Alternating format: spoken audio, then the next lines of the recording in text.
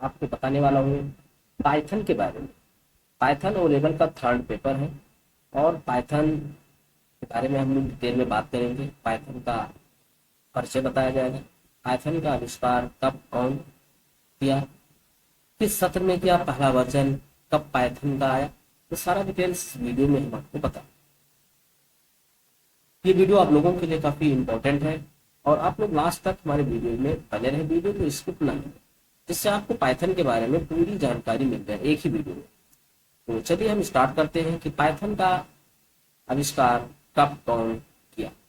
Python का आविष्कार आपके नीदरलैंड जूड वैन रॉमसन के द्वारा किया, जो 1980 में लॉन्च किया गया और जनवरी 1994 में पाइथन का पहला वर्जन पाइथन 1.0 निकाला गया था और पाइथन का दूसरा वर्जन 2.0 अक्टूबर 2008 में जारी किया गया। पाइथन का नया वर्जन 3.61 मार्च 2017 में रिलीज किया गया है। पाइथन का प्रयोग कहाँ कहाँ करते हैं? सिस्टम सॉफ्टवेयर डेवलपमेंट में, वेब एप्लीकेशन में, गेम बनाने में, वेब एप्लीकेशन में, ऐप डेवलपमेंट, वेबसाइट्स क्रिएशन में, computer graphics, server side programs, ऐसे बहुत सारे सॉफ्टवेयर हैं जो पाइथन के प्रयोग से, पाइथन के हेल्प से, पाइथन के सहयोग से इसका डेवलपमेंट किया जाता है। पाइथन बहुत ही इजी लैंग्वेज है, हर कोई इसको यूज करके सॉफ्टवेयर को डेवलप कर सकता है। पाइथन सबसे इजीएस्ट प्रोग्रामिंग लैंग्वेज है जो बिना कुछ जाने पाइथन को पढ़ सकते हैं। यानी पाइथन को पढ़ने के लिए किसी भी अदर लैंग्वेज की आवश्यकता नहीं। यदि हाँ, ये तो पहले से कुछ जानता हो, C++, जावा, तो उसको और जल्दी समझ में आएगा, उसके लिए तो एकदम बहुत ही आसान है। लेकिन जिसने ये सब नहीं पढ़ा है उसके लिए और भी आसान है, यानी वो थोड़ा सा उसको मेहनत करना पड़ेगा, आसानी से उसको बिना किसी कठिनाई से पाइथन सीख करके डेवलपर बन सकता है।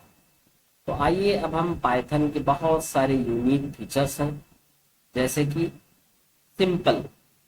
सिंपल पाइथन भाषा बहुत ही सरल भाषा है, इसका उपयोग करना आसान है, इसलिए इसे कंप्यूटर के भाषाओं में इसका प्रयोग हम लोग करते हैं और काफी दिनों से इस समय कंप्यूटर पाइथन ज़्यादा से ज़्यादा आईटी सेक्टरों में ज़्यादा ज़्यादा हमारे जो प्रोग्रामर हैं वो करते हैं।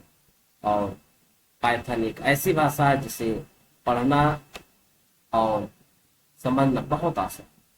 जिन लोगों को पहले से लैंग्वेज के बारे में कोई ज्ञान नहीं होता वो भी इस भाषा को पढ़कर प्रोग्रामर बन सकते हैं।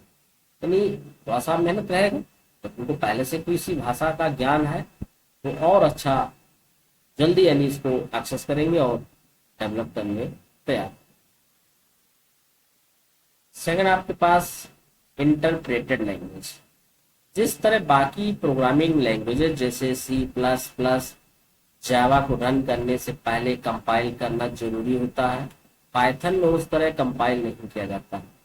पाइथन कोड रन टाइम पर ही इंटरप्रेटर द्वारा प्रोसेस किया जाता है। पाइथन एक ही समय में प्रोग्राम के कोड को लाइन बाय लाइन एग्जीक्यूट करता है, इसलिए इस भाषा को स्क्रिप्ट लैंग्वेज भी कहा जाता है।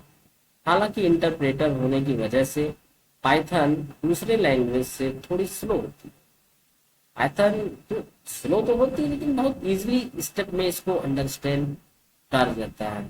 हमारे जितने भी यूजर्स या डेवलपर हैं, पाइथन उनके लिए बहुत ही आसान अब है और पोर्टेबल भी है। प्लेटफॉर्म इंडिपेंडेंट तीसरा आपका पॉइंट है। पाइथन ओपन सोर्स होने के कारण कई प्लेटफॉर्म पर उपलब्ध है, जैसे Linux, Windows, Mac OS, Python code आसानी से किसी भी ऑपरेटिंग सिस्टम पर लिखते हैं तो आप उस प्रोग्राम को दूसरे ऑपरेटिंग सिस्टम में भी बिना किसी समस्या के रन करा सकते हैं। अलग अलग कोड लिखने की कोई आवश्यकता नहीं होती। चौथा पॉइंट हमारे पास एक्सटेंसिबल लैंग्वेज। पाइथन पूरी तरह से एक्सटेंसिबल लैंग्वेज है, अर्थात इसके सिक्योर कोड में अन्य प्रोग्रामिंग लैंग्वेज के कोड डाले जा सकते हैं। यदि आप चाहते हैं कि किसी प्रोग्राम का एक भाग तेजी से एग्जीक्यूट हो तो आप उस भाग को दूसरे भाषा सी में लिख सकते हैं। पाइथन को दूसरी भाषा सी और सी प्लस प्लस के आसानी से इंटीग्रेट किया जा सकता है, यानी अदर भाषाओं से भी ये थोड़ा आसान है, अच्छा है, एक्सटेंसिबल लैंग्वेज है ये। तो पांचवा स्टेप है लार्ज स्टैंडर्ड लाइब्रेरी। पाइथन में बहुत बड़ा लाइब्रेरी मौजूद है। यह लाइब्रेरी अनेकों तरह के कार्यों के लिए उपयुक्त है या हमें रैपिड एप्लीकेशन डेवलपमेंट के लिए मॉड्यूल है, पैकेजेस का सब समृद्ध सेट प्रदान करता है, जिनके कारण हमें इस टास्क के लिए अलग से कोड लिखना नहीं पड़ता है। इसमें जीयूआई का पूरा नाम ग्राफिकल यूजर इंटरफेस बनाने के लिए मॉड्यूल है, वेब फ्रेमवर्क बनाने के लिए मॉड्यूल, डेटाबेस में डाटा आदान प्रदान करने का मॉड्यूल होता है। इसी तरह बहुत ही टास्क परफॉर्म करने के लिए लाइब्रेरी में मॉड्यूल्स उपलब्ध है। यानी कह सकते हो कि पाइथन तो बहुत बड़ा लाइब्रेरी है। इसमें जिस भाषा को या जिस कोड की आवश्यकता होती है वहां से हम उसको उठा सकते हैं और कोडिंग करके डेवलप कर सकते हैं। कितना आसान है, बहुत ज्यादा मेहनत करने की आवश्यकता नहीं है। वैसे पाइथन काफी इजिली अंडरस्टैंड किया जा सकता है। पाइथन के जितने कोड हैं, पाइथन की प्रोग्रामिंग कोडिंग करके और रन करा देते हैं। एग्जीक्यूट, रन को एग्जीक्यूट भी कह सकते हो। तो आप लोग, बहुत बड़ा वीडियो नहीं था ये पाइथन के परिचय के बारे में आपको बताया कि पाइथन की खोज किसने किया, कब किया, कौन सा वर्जन पहले आया और इसका यूज कैसे करेंगे, कौन कौन से डेवलप कर सकते हैं ऐप सॉफ्टवेयर, आपको इस वीडियो में बहुत ही हिंदी में यानी आसानी तरीके से बताया गया। आसान तरीके से कह सकते हो, यानी हिंदी में बताया गया, जिससे हमारे ऑडियंस, जो हमारे स्टूडेंट्स, उनको आसानी से समझ में आए। और ये तो अभी पहला पार्ट था, पहला चैप्टर।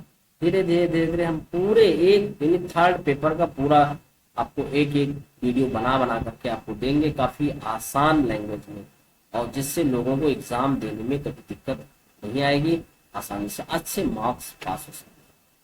आगे हम आपको लाएंगे एल्गोरिथम के बारे में बात करेंगे। एल्गोरिथम यानी फ्लो चार्ट क्या होता है, ये सारी चीजें हम आपको बात करेंगे नेक्स्ट वीडियो में। ये वीडियो बहुत बड़ा नहीं था, बहुत शॉर्ट वीडियो है, और आप लोग पाइथन का परिचय यहाँ से ले सकते हैं। यहीं तक, नमस्कार।